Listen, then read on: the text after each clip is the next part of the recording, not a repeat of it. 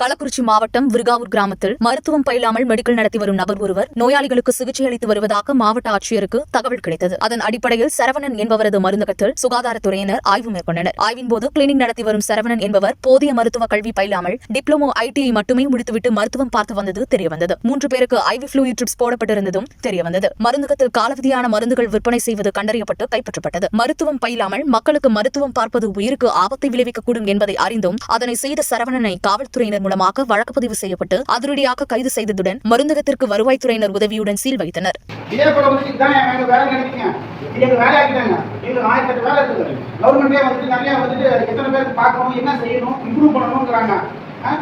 அரசாங்கத்துக்கு நாங்கள் அதை செய்யணும் நினைக்கிறீங்களா இல்லை உங்களை முன்னேற்ற பண்ணுறதுக்காக உங்களுக்காக இல்லைங்க நீங்க எந்த மாதிரி சொல்லுறீங்க?